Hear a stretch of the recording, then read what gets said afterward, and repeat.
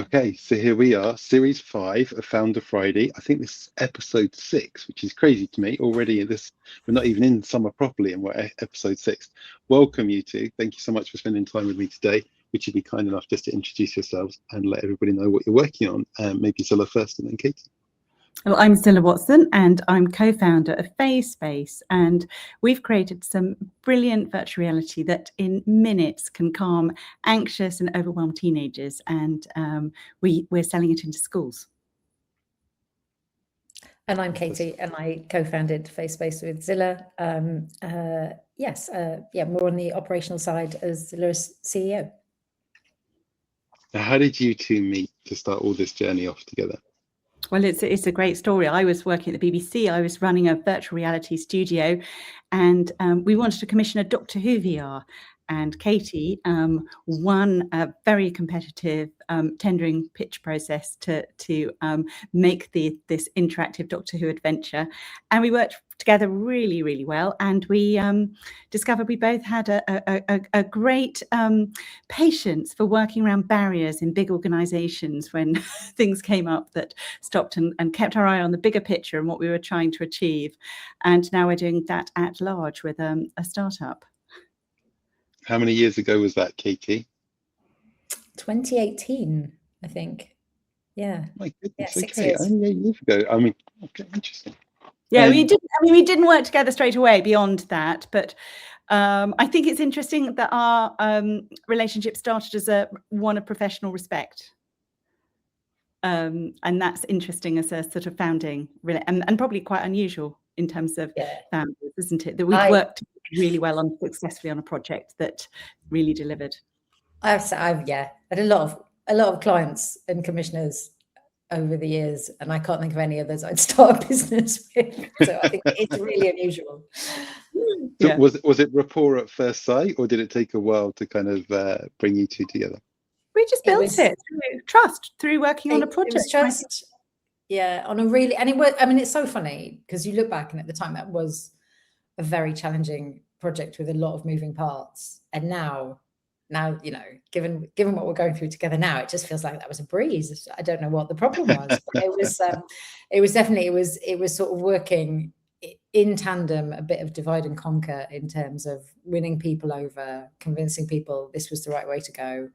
And getting things done, because quite often that's what holds projects up and wastes money. So we just, kept going.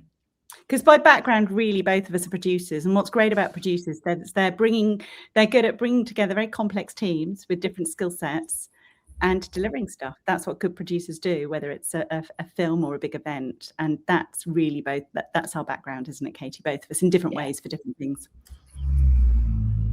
So whose kitchen table was it at that you had that first conversation that said, I think we could do this thing for schools? Where was it? It wasn't at a table. It was on Hampstead Heath, wasn't it, with your dog? Because it was COVID.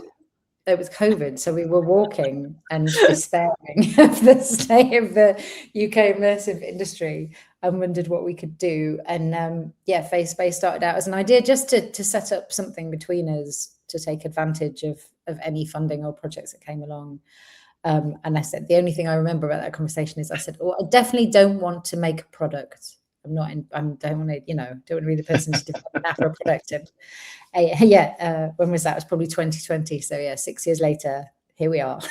Yes, and I'd had various conversations with people who'd founded startups and thought there's no way I'd want to do that, because I had a major life-changing moment leaving the BBC after 20 years. But we've ended up really enjoying it. But I think part of that thing was us sort of deciding bravely, and this is perhaps one of the sort of women, the thing about women entrepreneurs here, that both of us had always worked for other people before, and that maybe it was time to stop moaning about our bosses and actually take some action ourselves and make something happen. That we definitely. So there was a moment where we both thought, actually, we should COVID had definitely, I think, brought that into focus for a lot of people. That relationship of, I'm absolutely bending myself in half between, family and work and everything else to make someone else some money. And maybe we should not, maybe we should make ourselves money. Yeah. So from Hampstead Heath to here, Where have you taken it? Well, I think the biggest thing was the thing that really kicked it off from being just a sort of little side hustle, isn't this interesting, was getting a decent research grant from Innovate UK. So we're very grateful for that. And that was with City St George's University. And they're not easy to get, are they? There's a big application process for that sort of stuff. How did you navigate that?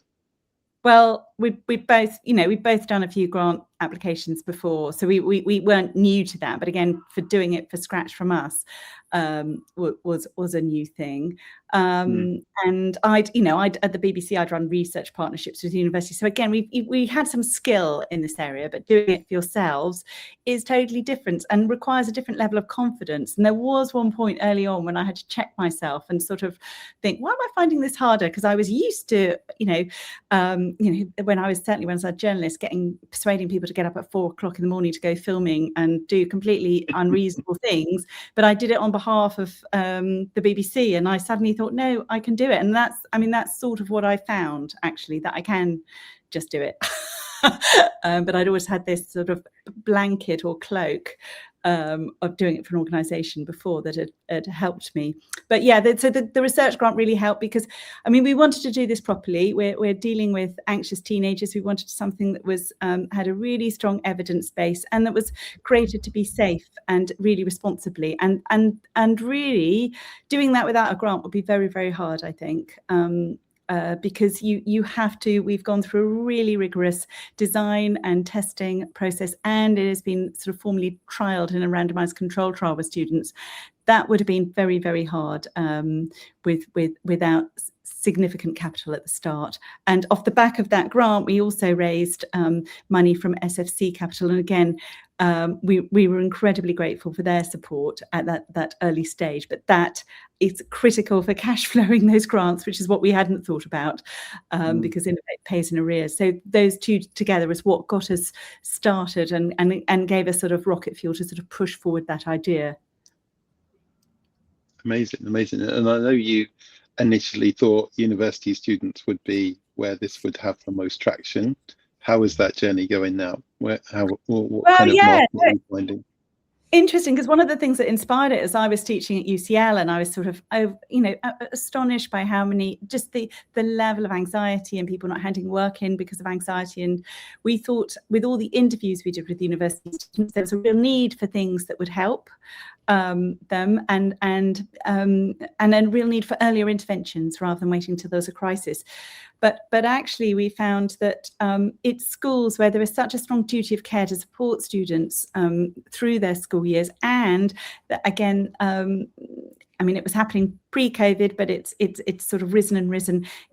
Astonishing levels of anxiety, students leaving classes overwhelmed and things, and that's where it's proven to be really, really helpful. So we're working with a number of schools. Our sort of biggest moment recently was launching in all 15 secondary schools in the London Borough of Sutton with the NHS Mental Health Trust, South West London and St George's, their CAMS school wellbeing service. And that has enabled us to test out at scale. We'd worked with some brilliant schools before that to get to that point. But it's constantly, I'm shocked and horrified by the stories I hear when I go into schools, and it is incredibly humbling to be doing something that's able to help and has very quick results for some of the students that they're dealing with. Yeah, I think there was definitely a moment where we were slightly hedging who this was for.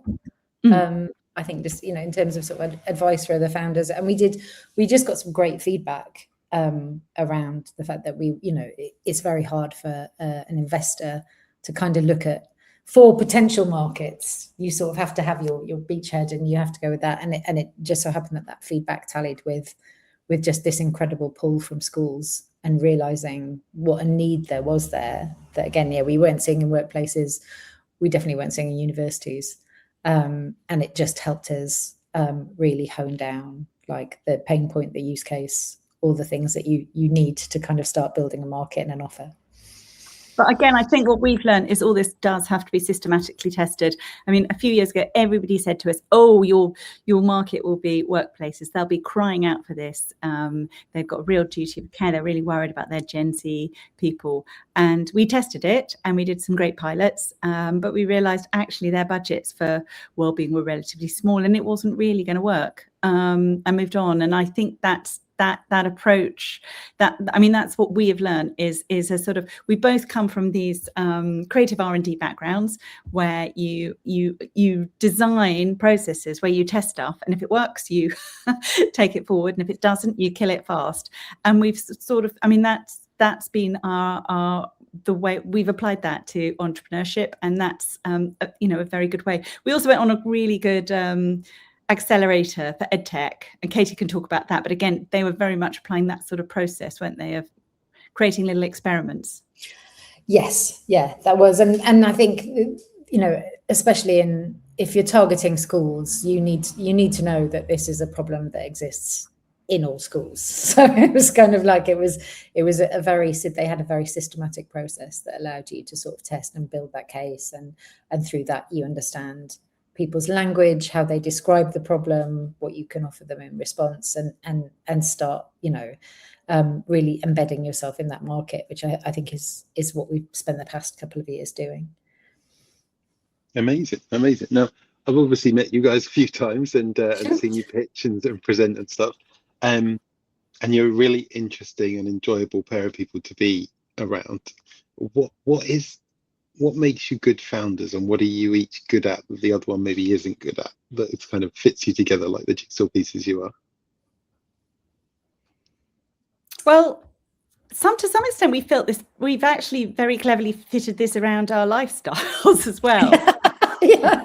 Because my kids are older, and so I was ready for a bit more sort of travel and adventure and getting out and going and do things, having had a career, but with 3 kids as well who I needed to get back to. Katie's got a younger daughter, and so we've made this work both around our skill sets, but also around our lives and what we need from that. Because early on I got advice from a friend who said, if you can't make this, if you don't bother with this if you can't make it work for you in the way you want, because you do, again, when you're creating a startup, get lots of advice from other people who tell you you should be doing it like this, you should be doing it like that. And I think we took that to heart, both in the way we wanted to run the business, even if later that has to change, but that we had to make it work for us, because we've at times we've been under significant stress. We've worked extremely hard, but fundamentally we have made it work around what we're able and prepared to do.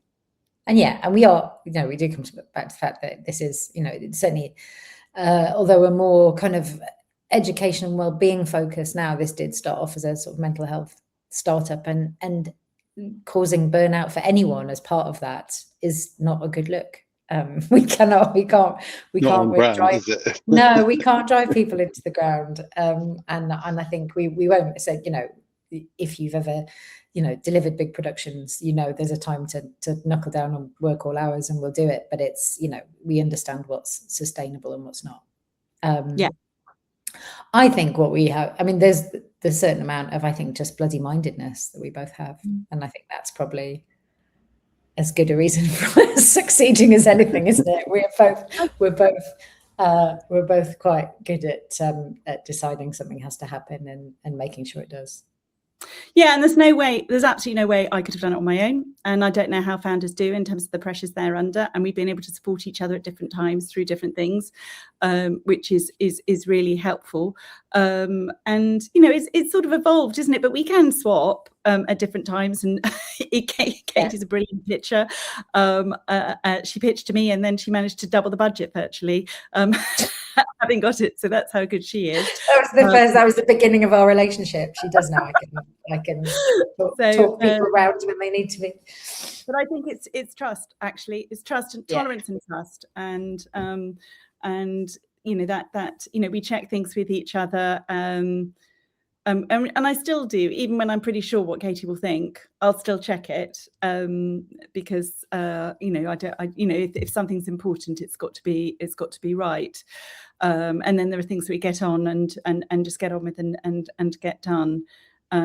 But I've ended up doing a little bit more of the going out into schools and doing stuff, and that's quite funny because my very first job was running a school's mock trial competition and going into lots of schools when I decided not to be a lawyer very early on in my career. So I'm back to doing that, but I've always enjoyed it. Oh, you'd have been a great barrister, Zillah. I think you'd have been... That's what my mum said. I mean, in keeping with that thought, like, what's the communication style that works for you two? How do you talk things through or make decisions that maybe you find difficult? We do think by talking, don't we? I think we both do. A lot of it is just like, actually, if we sit down and sort of drill down a bit, we'll get to something. I do appreciate the fact that, I think I've said this before, maybe on this podcast, Zillah knows everyone. So actually, if there is something we need help with, there is someone she thinks can help, sort of, a WhatsApp away. And I like that as well. I like that we are incredibly open about people. We will, other people's advice and who can help. Some better than others, but it's always interesting, isn't it? Yeah, I mean, I think that the tough times, there's been a few times when we had really difficult decisions to make, and we've just sat down and chatted, right, what should we do? Because they were sort of around fundraising, or should we accept a particular offer or something that might come with quite significant compromise. And we've just very rationally, we've made documents, pros and cons, and sorted it through together. But I think our confidence has grown on that. I mean, earlier on, when you're presented with offers, you sort of think, are we being foolish turning this down? But I think we got much better at turning stuff down, didn't we, as well, Katie, and saying no to things that weren't going to take us forward. Yeah. And we do that much faster now. Okay, fantastic. Well, I did promise you the opportunity to ask me any questions you like, and then just before we pivot into that, quick sense check. Do you guys have anybody in your family backgrounds and your peer groups that was entrepreneurial before you started this? And did you study anything to do with entrepreneurship before you got into all this? I did some business journalism for a while and did lots of programs on entrepreneurs, actually, and I really loved it and thought I knew a thing or two about it, and how wrong I was, because it's only through doing it yourself that you really learn that I don't think there was any preparation from it. But I did always find entrepreneurs very interesting. I don't have any entrepreneurs, I don't think, not my family. Not really, no. What about you, Katie? No, not. I mean, no, I don't think anyone certainly not in my direct family. I'm trying to think if there's anyone extended, but no, it wasn't in my, didn't know any growing up. I guess the nearest my experiences, and I think this is what sort of comes to, we will always, if we're stuck with something, we do sort of default to producer mode. It is in production because, quite often those projects would involve you, pitching development, raising finance, which is incredibly hard and complicated, running budgets, doing a lot of legal legwork in terms of the contracting around co-production agreements and things. So I had, I'd operated at that level. The great thing about a film, though, is that you finish it. It's all wrapped up, whereas a startup just stretches off into the future. It's more of one of those puppy moments, right? It's for life, not just for Christmas kind of thing. Exactly, right? Yeah, it is. But so a lot. I had, can work my way around a spreadsheet as a little test, but no, nothing in my family at all. Amazing, very courageous, both of you, to sort of jump into this moment. Do you feel courageous? It's very satisfying where we've got to now. There've been moments where you sort of think, are we mad to do this? But again, we've had great advisors who have said, are we mad to do this? And they said, no, you really shouldn't give up. Now, that's easy for them to say because they're not living it. They're often doing jobs where they're paid and everything else. But we really would both have killed it at various points if people had started saying to us, you know what, I don't I don't think this would work. We weren't so, but we could see the results. That was the thing. We'd got the research. We were working, the way in which we were working, which was constantly testing things, meant that we had enough evidence of impact. But I think possibly what we had to do was calibrate what that impact should be. Because if you were judging us on terms of did we bring in millions of VC funding within 3 years, we would not we would not be. We have brought in investment, but it is that sort of thing. You get into this, you can get a little bit pushed down that route through sort of investability focused Innovate UK support and things like that. And I think what we have learned is success in a business is it has to be judged in wider ways. And I think you're really good at getting that across, Stuart, that you can't see success as having brought in £5 million pre-seed within 18 months with an idea on a piece of paper. Or it would be a very sad world if that was the only measure of success. And there wouldn't be very many impact-focused businesses. I've seen the evidence in front of my very eyes about the power of what you do with FaceBase. I think it's quite tremendous. Yeah, but it is this. I think this is something I'd like to ask you about: is how you approach this sort of question about sort of what success is in terms of, you know, bringing in enough investment to be able to sort of carry forward a business versus building impact in other ways. It's hard, and presumably will vary quite a lot depending on the type of business. It certainly does. I mean, one of the really simple measures of success in this stuff is that you're still doing it. You know. Yeah. We're still, yeah. That's the bloody mindedness. That is, we are still here. Yeah. And we had to. 90% or more fail. Yeah. And we did have to step back at one point and just remind ourselves that we were both enjoying this more than we'd enjoyed most things before. And we needed to focus on making sure we remembered what a privilege that was in itself, and to not to let, you know, in a sense, it's very easy when there are lots of worries in the longer term about money and things, which there always will be with a business like ours at this stage. If you stop that from letting you enjoy the really fun and amazing bits, that wouldn't work. So I think it was a sort of reminder that you have to. I mean, funnily enough, was really good at that in my previous career of saying, let's not worry about the money, we'll find it somehow. And I've had to sort of do that again. But it's a little, this is all on me now rather than the BBC license payer. Absolutely, yeah. There's different sofas to look behind in the BBC, right? Yeah. Having said that, I think that makes you really make good decisions. I think I look back at some of the BBC commercialisation projects I was involved with and think nobody ever had to take any, you know, you never had to worry about whether this was really going to work or not. And that led to some flawed decision making, I would say. Whereas actually thinking, right, would I bet my future on this? Forces you to know whether you really believe in it or not. And I can see why that's considered such an important thing for investors to believe in too, because why should they believe in your business if you don't? No, it is pretty tricky, right? Always think of it as a quotient of the belief of the founders rather than something that's beyond their belief. Yes. So come on, ask me a question or two. What do you want to know? Is there anything I can try and field today? Do you think, I think, you know, when we were sort of fresh new founders in 2023, with an Innovate grant in our pocket and wondering where we could raise some money from.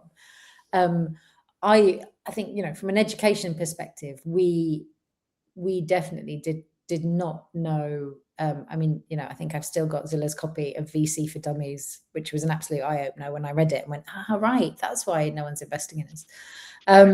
But I just think just the level of education around how this works. Do you think that's improved over the last sort of, I guess, how long have we been running, 4 years or whatever? Do you see that there's more awareness of it with people you meet, or is everyone, you know, still thinking it's sort of VC or nothing? I mean, I think it's 2011 when Eric Ries wrote The Lean Startup, and that kind of changed a lot of people's mindsets, and things have become a bit more consistent around that model. The design thinking thing's been thrown into all sorts of courses at degree levels and accelerators and so on, and that's kind of permeated along. But the strange thing about the startup land is it basically reinvents the wheel every sort of 5 to 10 years. And I'm old enough and been involved in it enough to see that periodicity happen, basically because all the people change.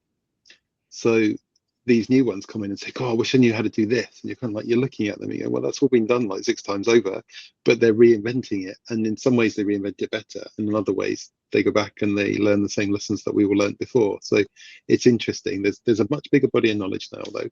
And it's so much more democratized that I can get advice from ChatGPT about entrepreneurship as somebody who's started 11 companies and been involved in it for 27 years. So, and I can do that on a free license or a £20 a month one. That's an incredible access point that didn't exist before, 4 years ago. Yeah.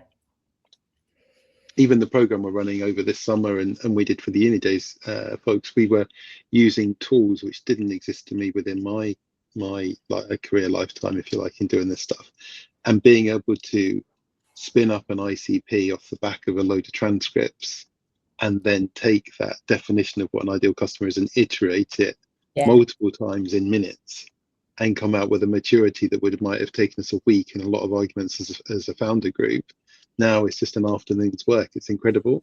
And then it's easy to do it again and again and again and again ad infinitum as you go through, which, the detail. I think back to what was intuition, sorry.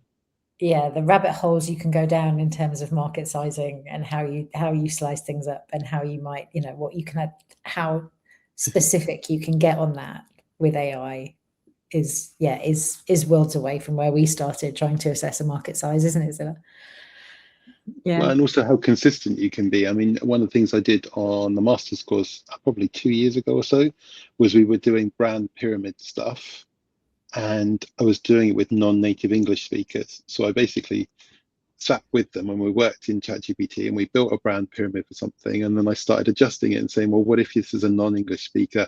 What if this is an English speaker with a literacy of sort of age of 25 or a master's education or a woman or a man? And we did all these different things and it just did the narrative differently.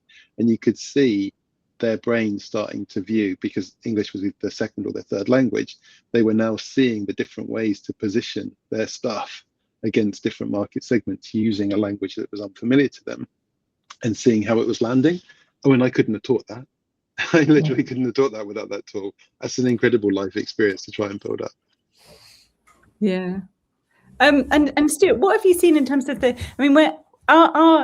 we've got quite a challenging product to sell because it's so new. I mean, that's why it's exciting as well and we enjoy it, but it's not something people, you have to explain it to people and show the benefits and things. And I think that's why it will take a little bit of time to take off, because schools will recommend to other schools when they see the results, but it's slow.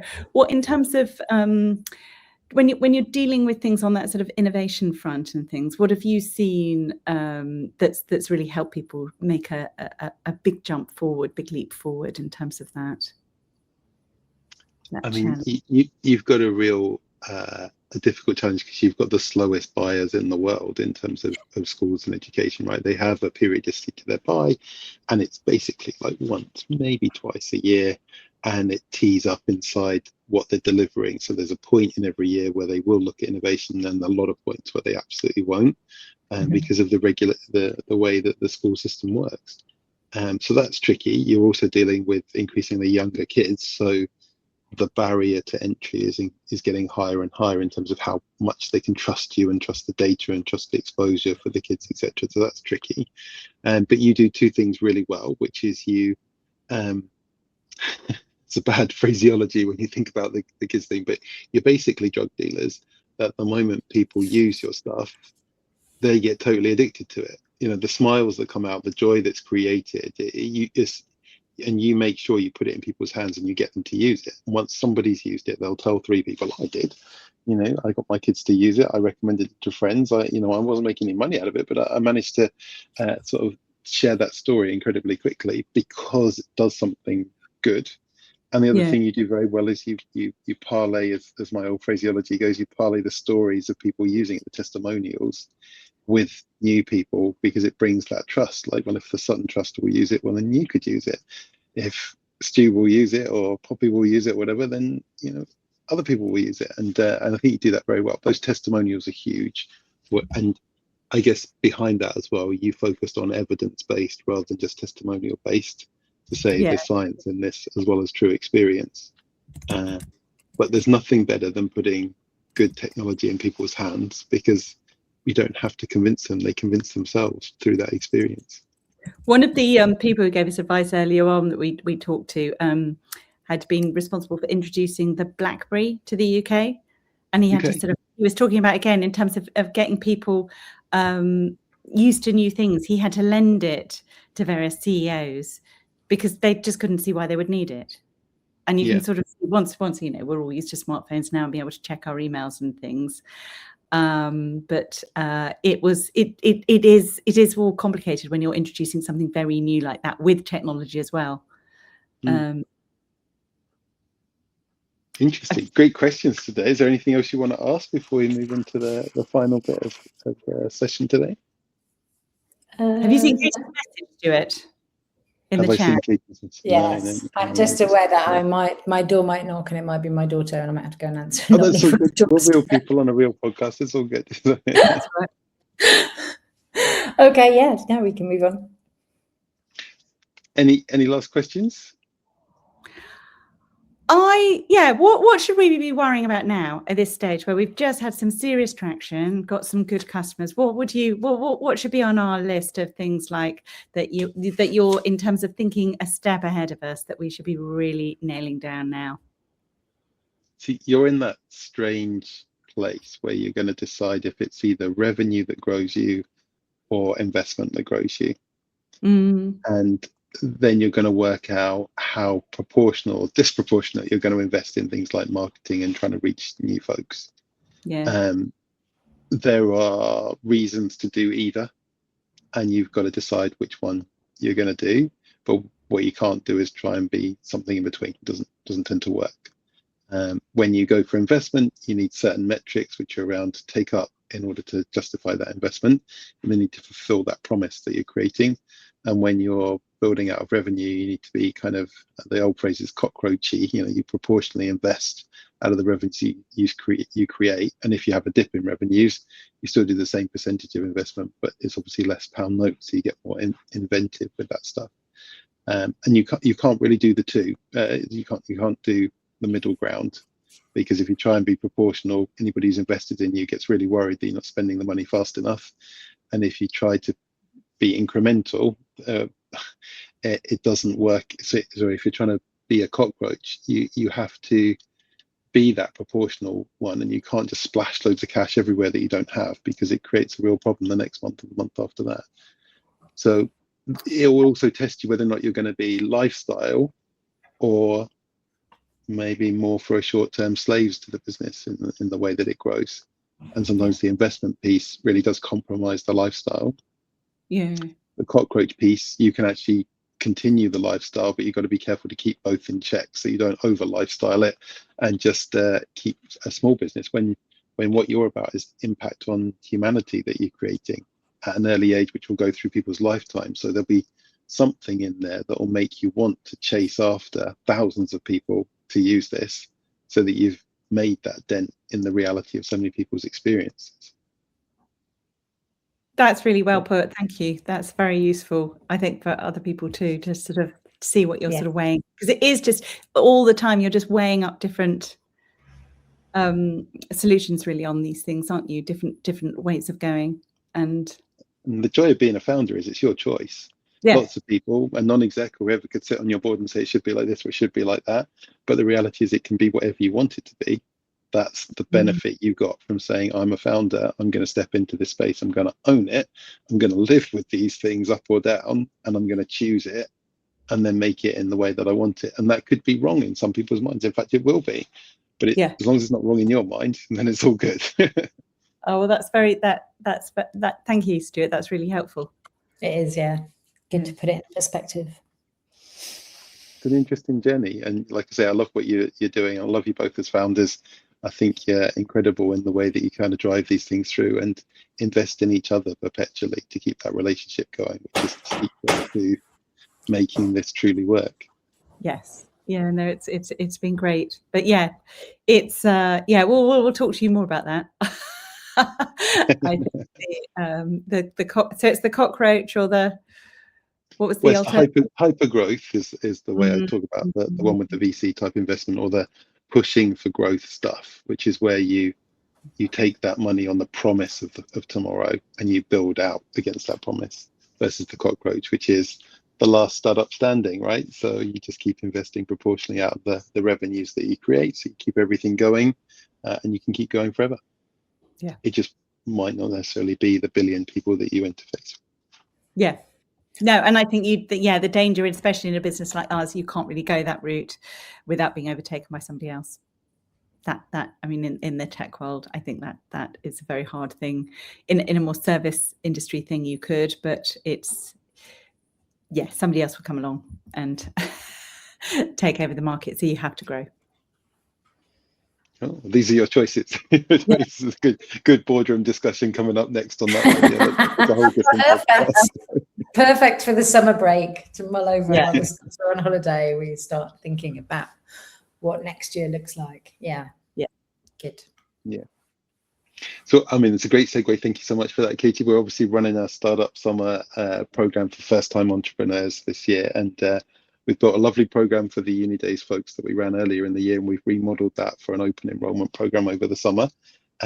So for any of those people that are watching this podcast and they're first-time founders trying to build their very first thing in a peer group of first-time founders, what's your best advice for them? How do they set their brains? What should they be thinking about, and what should they be doing?